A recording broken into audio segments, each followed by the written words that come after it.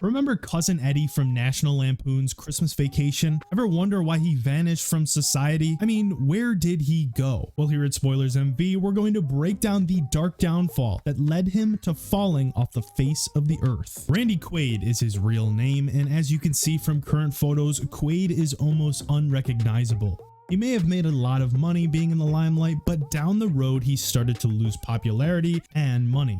One of his latest movies he acted in was Brokeback Mountain, and he ended up suing the producers in 2006 because he thought they misrepresented the film as a low-budget movie, which meant less money for Quaid.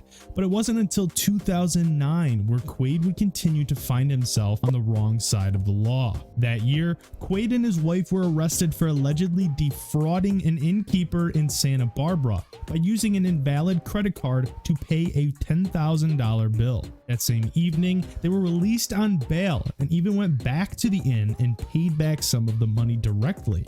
But once this was taken to court, the case was dismissed due to lack of evidence. Still enough to get his wife, Evie, placed on probation for 3 years and spent 240 hours in community service. And after all that commotion, it only got more bizarre for the actor and his wife. A year later, both Randy and his wife were charged with burglary after spending 5 days occupying a guest house in a vacant home that they once previously owned. The Quaids told the media that the home was wrongfully transferred to a third party by the use of a forged signature. But this didn't matter to the law. Now warrants for their arrest were issued after they failed to appear in court. And as a result, they also forfeited their bail. They were on the run and decided to even flee the country. The two fled to Vancouver, Canada, where they sought asylum protection by stating that they feared for their lives in the United States. But instead, the Canadian border authorities ended up arresting them for their outstanding warrants in the US. And then they were released for being allowed bail this time around. In 2011, his wife Evie was granted Canadian citizenship based on the fact that her parents were born in Canada. And when Randy Quaid tried to get resident status as a husband of a Canadian, he was denied. But Randy went on to live quietly in Montreal, and he was briefly arrested there for not checking in as a non-resident. And at the height of his problems, it didn't even stop there.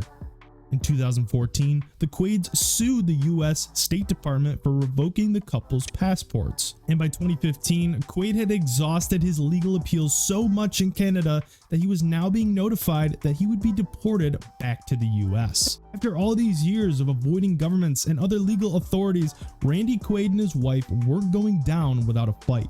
A week before his deportation date, Randy and his wife packed their bags and quietly drove across the Canadian border and into Vermont, because they knew the US had not forgotten the Quaid couple and would do everything that they could to see the two in handcuffs. Once US Customs caught wind of this, they found the two and arrested them. And when they were arrested, the state of California had ordered a pending extradition procedure.